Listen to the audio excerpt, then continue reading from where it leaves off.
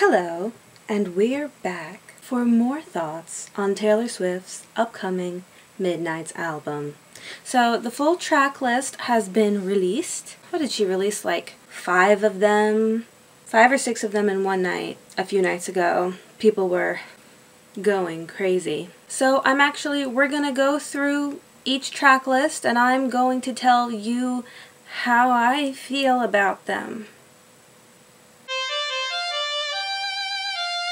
Okay, so the first track on the album, not the first one that she revealed, the first track is called Lavender Haze. It's one of the 2 songs that Taylor also released a sort of explanatory video to go along with it. She described lavender haze as a term that she discovered when she was watching Mad Men and she looked it up, and it's evidently a thing from the 50s that basically means being head over heels in love, really knee deep in it. She brought up her 6-year relationship, aka Joseph, and how they've had to keep out a lot of lies, unwanted opinions, and lousy press in order to keep their relationship the way they'd like it to be. I thought it was nice of her to actually bring him up, so it's another track where people don't have to argue or speculate. You know, they ask, is this about Joe? And they say, yes, it is about Joe. Scandal, though. Joe's usual color has been gold since his introduction and reputation. Sometimes blue has been peppered in there as well. But now, lavender comes into play.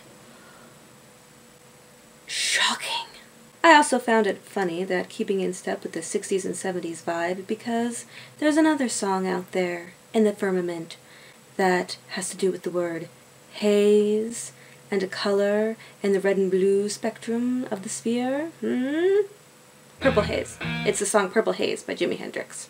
Which it's funny to think about Purple Haze as maybe being a play on a phrase that existed when he was a teenager or a kid or whatever. Maybe they were still using it through the 60s, I'm not sure. I don't think that's ever come up in any of the descriptions of the song, but it's a funny coincidence. I also found it funny that in her reveal video, she was in a t-shirt and flared jeans, giving a kind of mild Woodstock vibe. She wore jeans in one of the other videos too, or more than one, but I don't know, just paired together. I was like, is this a thing? And Purple Haze is definitely more of a obsessive, darker romance love, and Lavender Haze, since it's about Joe, is presumably about a much healthier kind of love. So it's Purple Haze is dark, Lavender Haze is light. They're probably not even related. This is just where my mind went to. Alright, so track 2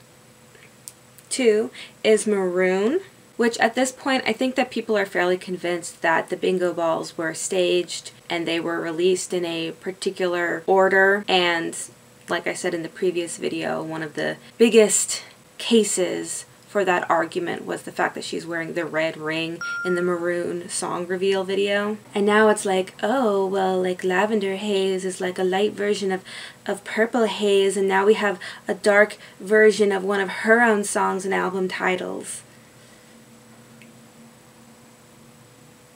Then there's the other definition of maroon, to maroon someone on an island, to abandon them in an isolated place where they have no resources, no help, no friends, no life, and they have to learn how to make fire themselves. So she could use it both ways, but there's even a third definition.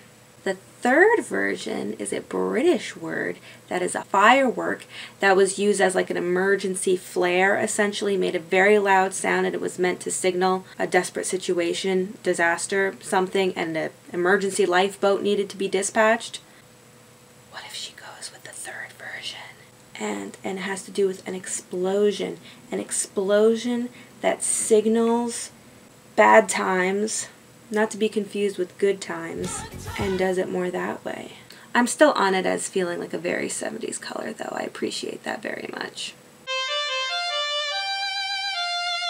Alright, track 3 is called Anti-Hero. This is another song that had an accompanying video with it, and in that video she brought up her struggle to quote-unquote feel like a person. It could be how she sees herself. Also, I just want to bring this up. An anti-hero is not a villain. They're not the same things. A villain is a person who is going against the protagonist's goals, usually causing a lot of harm, hurting people, etc., etc. An anti-hero is still someone who is accomplishing the main goals or going for them or helping somehow, but they usually lack the normal characteristics that we associate with heroism. Though these days it gets a little weird because we've really kind of gone away from our protagonists or our heroes being too perfect, too good. A lot of them are anti-heroes now. So, you know, like, people have made jokes about this album being Taylor's Batman era. So our modern Christian Bale / Robert Pattinson Batmans are anti-heroes, but Adam West would definitely be considered a classic hero, and one of the best ones. Anyway, back to Taylor. I assume this is sort of how she sees herself, given what the video was about, and sort of the context of the whole album in general. Maybe at some point she saw herself as being more of a hero, but now she's older, things have changed, things have happened, and she sees herself as being more of an anti-hero, somebody who's trying to do the good thing, but isn't matching up with the typical characteristics of a hero. And I said this before, anti-heroes and morally ambiguous heroes I feel really came forward during the 1970s, and so I'm still on that as an angle and a vibe, and if this album doesn't have a strong 70s essence, I'm gonna be really upset. I'll adapt, it's fine. Track number 4 is Snow on the Beach featuring Lana Del Rey. Now, I am not a Lana Del Rey fan. I'm not saying that like, oh, I don't like her or anything bad against her. I just haven't listened to her music. Been hearing about her for a while. I honestly can't even tell you a single song by her. I'm sure that offends so many people in this world. So I apologize. But this collaboration announcement did not excite me. It was more of a, oh, well, I wonder what some other Taylor Swift fans think about that, because I think that there have been some Taylor Swift fans who have wanted this to happen. It was more like that, so I'm all happy for you guys. So as for the song itself, we've got some dual imagery going on here. Many people associate the beach with warm weather, you know, Florida, Cannes, California, places like that. However, even here in our more temperate areas, we do have beaches like in New Jersey or New York or Rhode Island, where Taylor Swift has a house, and there are beaches and it snows there sometimes. It definitely gives the feeling of something being out of place or out of season. It kind of reminds me of Coney Island in that aspect, where it's this location that should be bustling, joyful, and full of life, but instead it's evoking estrangement and isolation and sadness. And it also makes me think of the line in The Last Great American Dynasty where they say she was seen on occasion pacing the rocks and staring out at the midnight sea. The midnight sea. I didn't even come up with that on purpose. But that song isn't even about her, but it is at the same time. I wrote that down and I didn't even realize that the word midnight was in those lyrics. I knew that this song was one of the songs that Midnights was in, but as I was reminded of that line, I didn't even make that correlation. I'm a smart person. I don't know Lana Del Rey's voice well enough to have an idea of what their duet or collaboration is going to sound like. Me personally, I think it would be really cool if it were a song that had a consistent two-part harmony, more like a Simon and Garfunkel or Everly Brothers thing, where each harmony is almost its own distinct melody instead of them coming in and out at different parts of the song or it being interwoven with other forms of backing tracks. It would be great if it were just the two of them and they do it through the whole thing, and I think that would be really nice. I think it would be really different. I think it could be evocative of the loneliness that the line Snow on the Beach procures. I don't think she's done a lot of just two-part harmony songs through the whole thing, if any. If she has, let me know. Alright, boys and girls, here it is, your own. Track 5 is called You're on Your Own, Kid. So to me, this is a very cinematic phrase, as in, I don't think of it as being associated with music, I think of it as being associated with movies. And it has kind of a dated feel, not dated in a bad way, but just an old-fashioned feel. And even in some newer movies where it's said, I feel like it's being said with a kind of jocular undertone that's parodying an old-fashioned phrase. I don't know. I did look it up on quodb.com and I came up with 4 movies that it was set in, though I think it's been set in more. So the 4 movies are Nobody's Fool, Running on Empty, Bottle Shock, and Gentleman's Agreement. I haven't seen any of these movies, so I just had to look up the line. It did also make me think of being a kind of inverse on the sentiment that's in the line, "Here's looking at you, kid," from Casablanca. Anyway, the saying has been used for a while. I don't know its origin, but the movie Gentleman's Agreement is from 1947, so it is at least that old, and it feels like a 1940s newspaperman phrase. Like what the editors say to the writers. We'll see what this track ends up being. I'm sort of in a I'm just gonna wait and see how this one plays out situation. I actually thought that the whole track 5 thing was like a fan phenomenon, but then I watched Long Pond Sessions and she actually mentions it herself, so. So, track 6, Midnight Rain.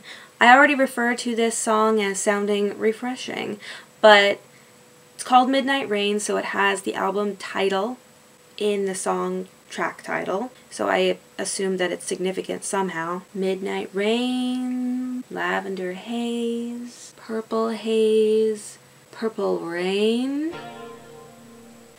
I was just thinking, you know, maybe it is 8 minutes long.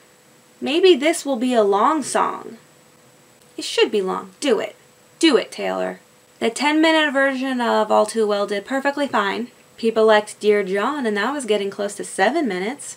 It fits in with the 70s thing, too. Prog rock was brought to its full fruition in the 1970s, so really it's just historically accurate song-making. Plus, like, do the folk thing. The folk song thing. You know, Bob Dylan loved himself a song that was over 6 minutes long. Just do it. It's time. It's time. We need another one. Now I'm attached to this idea. I want Midnight Rain to be at least 7 minutes long. Plus, it's a side closer, and she's doing sides officially on this one, so if you're gonna have a side closer, make it a 7-minute side closer. I think this is a great idea, and if she doesn't do it, I'm going to be sad. If it's under 4.5 minutes, I'm going to be really angry. Alright, so our side opener is track number 7, and it is called Question. I had said that it feels like an unwanted question. It still feels like an unwanted question to me. I feel like Midnight Rain is going to be this 7-minute, emotional, epiphany song, and then, as always happens in life, you come crashing back down into a sort of intrinsically harsh reality because someone asks you a question. I feel like I'm getting clock ticking vibes. It's midnight, the clock is ticking, time is running out, there's a question. Sand is falling through that hourglass and that minute hand is creeping unrelentlessly along and you don't have an answer. I'm thinking in my mind it's this quiet, needling track. Sort of like, back to Fiona Apple, the song Window off of Extraordinary Machine. This is what this singular track of Question gives me. Window is also a track 7, so do with that what you will. Alright, so track 8 is called Vigilante. I'm not going to say it, sorry. I know you probably think I'm lame, but I'm not going to say it. So there's been some discourse, or at least it's just been pointed out, maybe there's not been much discourse, on her previous usages of the sh word. So she used it first in I Did Something Bad with the line, if a man talks shh, then I owe him nothing. And then in the one off of Folklore, she says, I'm doing good, I'm on some new shh. And then in Gold Rush, she says, at dinner parties, I call you out on your contrarian shh.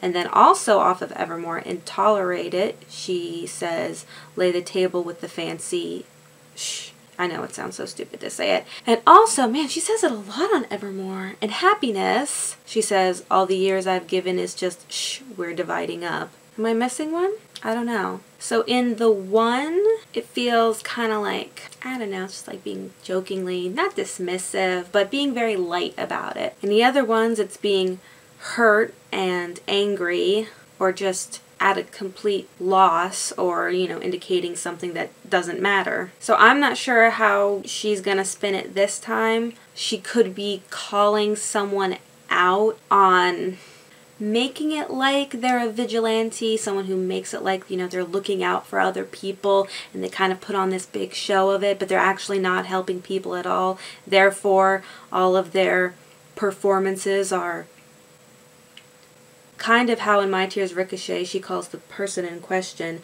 the hero flying around saving face. Or it could be her addressing her own goofiness, or maybe it's her own trash. Maybe she feels that she does not perform well as a vigilante. I really have no idea. It's just people are back on the whole Batman thing again. Maybe it's an acronym. Shifty heroes imply treason. Sounds solid. So, alright, track 9 is called Bejeweled, and people lost their minds on this one, not necessarily because of what it's called, but because in the song reveal video, the sweater that Taylor was wearing is the sweater that Sadie Sink, as Taylor, is wearing in the All Too Well 10-minute version short film. One of them. She wears a couple of different sweaters. It's not a one sweater kind of movie. And of course, All Too Well, the 10-minute version, has that lyric in it. The idea you had of me, who was she? A never needy, ever lovely jewel. Other mentions of jewels include in My Tears Ricochet, she says, you wear the same jewels that I gave you as you bury me, and in No Body, No Crime with that ain't my jewelry on our joint account. I think those are the only ones. I feel like there should be more. Let me know if there's more. People also noted, of course, that at the VMAs where she announced the album, she was bejeweled. She was wearing diamonds. It was a diamond dress. I don't think this is going to be a happy song. I mean, honestly, I don't know how many of them are really going to be a happy song. I mean, Lavender Haze is about Joe, but it could be about the sadness that they've had to endure, and the thing that kept them going was being in that lavender haze together.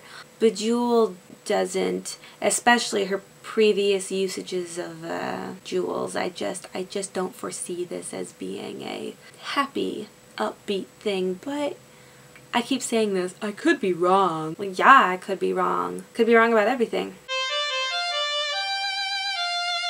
Okay, people, last movie I said that Taylor having 13 tracks on her Midnights album reminded me of the movie Labyrinth, and lo and behold, what do we have? A track 10, and it's called Labyrinth. Gah! Yes, it probably won't reference the movie, but I feel validated as a human being. I feel like I did something. Even though I know. But let me have my moment. Even though I'm wrong. It's okay. It's okay. I mean, I may not be. You never know. She might have been like, huh, you know what I could do? Just, this is fun. Whatever. And people, they noticed in the one alternate cover where there's records on the floor, the one of them has like a maze or a labyrinth on like that cover within the cover. And so people are, you know, ooh, Labyrinth, but I'm still on David Bowie and Muppets. If only for the line, you have no power over me. I think this could be a reference. If she mentions this, or an owl, or a David Bowie reference somehow, an oubliette, a masquerade ball, magic crystal balls, dreams, MC Escher, the word babe, then I am obviously right. In lieu of the word oubliette, then, if she mentions a place where someone is put to be forgotten about, I claim the same glory.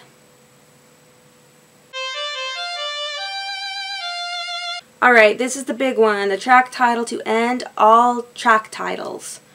Karma. To quote Inigo Montoya, here, let me explain.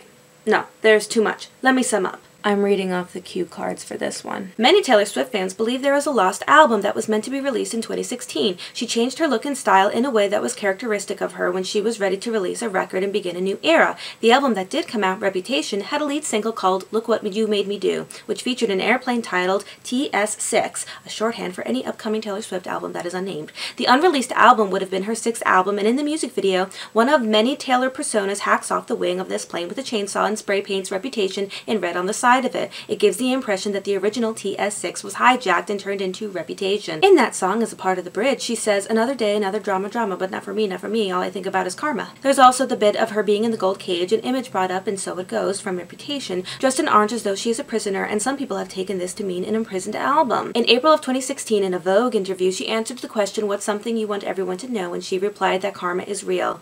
But she has brought up karma other times, I think. She brought it up in the Long Pond sessions when she was talking about My Tears Ricochet, and that song is, I believe, and I think a lot of people believe, about losing her masters and her completely demolished relationship with Scott Borchetta. You could swing this that the song My Tears Ricochet is related to karma, and that the feeling in this song relates back to the growing tension with her label and Scott Borchetta over her sound change, probably among other things, and how maybe they played into her not being able to make the album that she wanted to, which would have been Karma.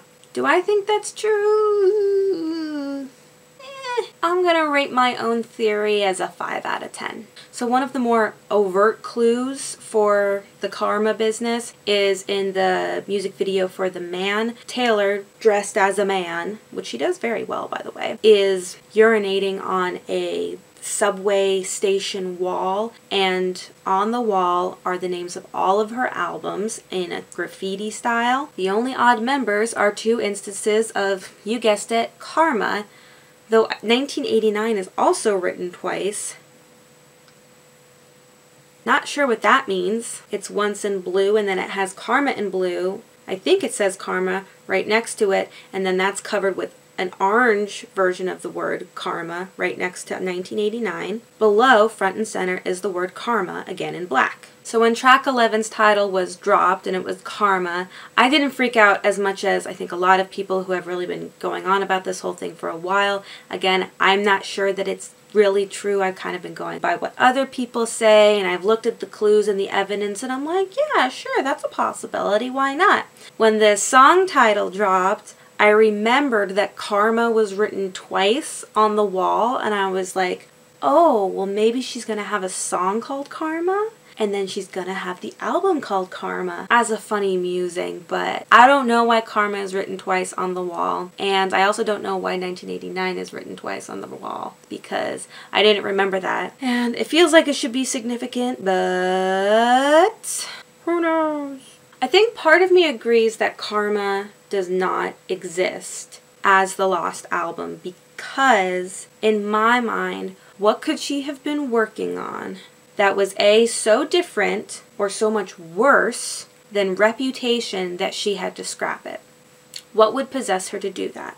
If her label was pressuring her and they didn't want her to go with that sound, I mean, she ended up winning anyway because she released Reputation. Plus, part of the theory is that she was working on that album and then one of the many Kanye West debacles unfurled, and that's what caused her to scrap the album. But then why would the album have been called Karma? Because I feel like that word specifically is associated A, with Reputation, and by proxy is associated with Kanye West. So it's like if she started it when things were okay with Kanye West, that part doesn't make any sense to me. So some people had said that Reputation is essentially what Karma was. She just had like a vision and style change. but I honestly don't know. And then if all of her Easter eggs were just leading up to this song, unless this song is like one of the final Easter eggs, is this the final clue? Because based on how some of her other Easter eggs have gone, then I don't know what these Easter eggs are about.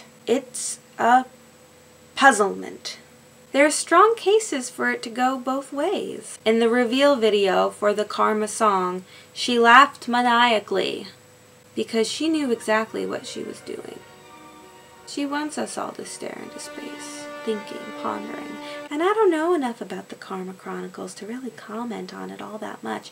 I haven't been around that long. I'm new here. So I don't have any set beliefs. I think it would be interesting, like from a satisfying storytelling, cathartic moment. The Karma Lost album would be real fun if it were real, but if she has a song called Karma, that kind of puts an end to it, doesn't it? I don't know. There are other people who know much, much more about this than I do. So. Alright, so we are on the Midnight song of Midnights, aka track 12, which is called Sweet Nothing. I was looking up. I wanted to make sure, because I've always heard the phrase as being sweet nothings, plural. Not that it really matters, but I wanted to look it up and make sure that I wasn't just imagining something. And I discovered that there is a song already, and it's called Sweet Nothing. There might be more than one, but the one I found was by, oh, you know, DJ Calvin Harris. Taylor Swift dated him, if you didn't know that. To quote P.W. Herman, what's the significance? I don't know. It probably means nothing. Sweet nothing. I mean, she probably knows, but it probably means nothing. She had this song, Carolina, that was released a little while ago. That was for Where the Crawdads Sing, the Crawdad movie. And Harry Styles had a song called Carolina, I think. And I don't think there was an association there. Taylor Swift and Harry Styles dated, in case you didn't know. Though it's kind of funny, this Kid Harpoon, who I hadn't really heard of, but that's a whole other tangent. Anyway, Kid Harpoon co-wrote Sweet Nothing with Calvin Harris, and he also co-wrote Carolina with Harry Styles. Either it's a conspiracy or these people need a wider circle of friends.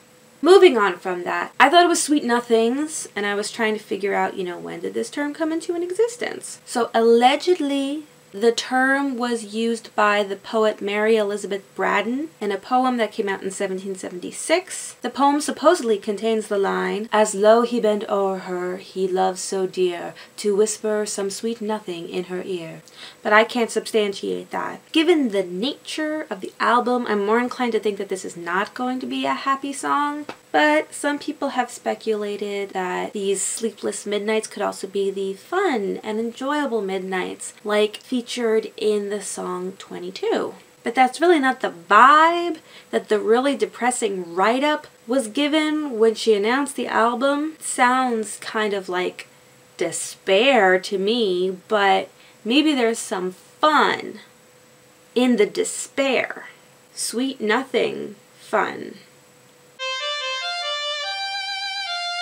Alright, the closing track, track number 13, which is the first one that she revealed, is called Mastermind. And I've heard it speculated that this is going to be about her master's debacle, or it's about her being a mastermind of Easter eggs. Maybe it's a sleepless night about her trying to come up with Easter eggs and hidden clues for all you mystery-hungry fans out there. I say not including myself in this because, as I said before, I'm new. I think for me this is just another one where I just want to wait and see. I don't have too much speculation going on. It's fun to try and be right about predictions and theories, but I also do want to enjoy the album, and it's very likely that I will not enjoy it right off the bat because that's just how I am. It takes things a while for them to grow on me, especially if there's any kind of hype surrounding it. 1 ounce of hype and I'm like, no, it's probably not that good. So I'm not going to force an opinion that has not developed. I did want to bring up though, and maybe the title Mastermind kind of reminded me of this, but I actually just found out that Jack Antonoff co-produced and co-wrote like half the songs off of Florence and the Machine's Dance Fever album from back in May of this year. And I really liked that album, and I think in my mind I'm sort of drawing this comparison between the lead single from Dance Fever, which was called King, and then this track, which is called Mastermind. And I was just thinking about the sound of that album and the emotions of that album and Jack Antonoff being involved with both of them. And especially since when I first heard King, my mind went to Fleetwood Mac. Actually, it felt like a Fleetwood Mac song kind of to me. And since people have been saying, oh, I think there's gonna be a Fleetwood Mac influence, my brain is like, oh, maybe all of these pieces will come together. And I'm just wondering, since I think this is, as far as release dates go, this is Jack Antonoff's most recent produced album. So I was wondering if any elements or feelings that he established and honed while he was working on the Dance Fever album, if any of that was going to be brought over to Taylor Swift's album. Because he's still an artist going from work to work, and I know that the central musical artist has major, obviously the most prominent influence in how a record sounds, but thinking of how Dance Fever is both earthy and dancey just made me wonder if that vibe is going to play into not just the song Mastermind, but the whole record. Alright, so a couple of more things. Phone call summaries. It's actually funny because the phone, the telephone, has already become a sort of motif for the album, even though we haven't heard it. Namely, because for each song reveal, she has answered a phone and announced the track. And then even on the back cover, I believe it's the back cover, but it's one of the pictures, she is very depressingly holding a phone, and it's curious to think about how that plays in, or if it's even going to play in lyrically to the whole album. So there's still the question of how Taylor is holding the phone in the song reveals. So in two of the tracks, for Antihero and Vigilante, she is holding the phone upside down, but then for You're on Your Own Kid and Bejeweled, she's holding the phone in the opposite hand than what she usually does. Some people thought that maybe that would be collaborations, but that didn't come into play. I'm wondering if it means these are the singles. I don't know if they still do A-side and B-sides for singles, but maybe, you know, where she has the phone upside down, that's an A-side and B-side single, and then when she's holding it in the other hand, that's an A-side and B-side single. I have absolutely no idea, or maybe just the stories of both of those songs connect. It does feel intentional, so we'll have to see. Another thing is I'm trying to get this video out because I'm not convinced that she won't release a single on the 13th, because if I were her, unless she thinks that it's too obvious, if I were releasing my 10th album in the 10th month of the year and there were 13 tracks on the album and there was a 13th day in that 10th month of the year, I would release a single on 10/13. So I'm trying to get this video out before then. A few other thoughts, and I probably won't be able to squeeze in another video about this before the album comes out. I might do a reaction video, I don't know. Never done one before, never experienced this. I have no idea what's going on. I'm just trying to do something fun. Anyway, I have a couple of thoughts and I'm gonna wrap up with them right now. They're kind of long, but I'll try to be quick. First, I actually didn't realize that Taylor's parents had gotten divorced until like a month ago, but they got divorced, I think, kind of between Speak Now and Red. I haven't picked up on things that I feel were particularly inspired by this divorce. At least not this specific divorce. Retrospectively, thinking about some of the Folkmore duology lyrics, divorce, or at least divorce type situations and rough relationships that I don't know that Taylor has necessarily been through definitely play into a lot of the lyrics, even though a lot of them are fantasy or fictional. But I am curious if she's going to write more about her parents' divorce, because to me, if there's going to be a sleepless night, it could easily be the night that your parents tell you that they're getting a divorce. If she has written more about it, you can let me know, but just based on what I've looked up and what I've heard, I haven't seen it specified, and maybe she's doing that out of respect, especially for her mom, I'm not sure. Second, on the topic of her parents, and I don't know if she would feel up for this, but I wonder if she will at all bring up her parents' illnesses, which I think it's actually both of them have had cancer, unfortunately. Definitely know her mom. And she released Soon You'll Get Better off of Lover, which is probably a song that she had to write. It's a very hard song. And there aren't any other songs that are like that, save for Ronin, which was, you know, I think it was mainly a charity fundraising song, but still very sad, as is Soon You'll Get Better. So I don't know if she wants to dig into that. I don't blame her if she doesn't want to write about it. So it just occurred to me, I wondered if she was going to go back to that, since I'm sure that's been very difficult. Third, I know with the release of the song called Karma and the re-recording of Reputation is kind of on the horizon, but I really hope that not that many or none of the songs on the album have to do with Kanye West and Kim Kardashian. It's such a long feud, and I just hope that she is past it and she's okay, and it doesn't bother her enough to feel like she has anything else to express or say on that topic. It seems like it's the fountain that never stops flowing, but I hope that she doesn't feel the need to address it anymore. Just thinking of it from a human aspect, I don't want her to have to be dealing with that anymore. So I hope that it's not on the album. To me, if it's not on the album, then hopefully she's doing okay with that. But I really am so curious as to what these songs could be about if they aren't about things that she's written about previously, unless they are partners or mirrors or amalgamations of songs that she's already done. It's just, what did she not want to write about before? What couldn't she release before? Are they things that she didn't know that they were important until now? Are they things that she couldn't put into words until now? Or are these going to be companion pieces and more information about situations that we're already aware of? So anyway, that's basically it. I'm not going to be back here probably until the album drops. Again, I might do a reaction. I'm going to just try and enjoy the album and not screw it up for myself, as I often do. I'm attached to a couple of ideas, but I just gotta go with it. And I think the whole 70s aesthetic, vibe, essence, things that were going on for songwriters at the time and what kind of songs and albums were coming out at the time is something that's very dear to me. It's something that I've identified with for a long time, and so I have a set image in my head as to what I would like that to be.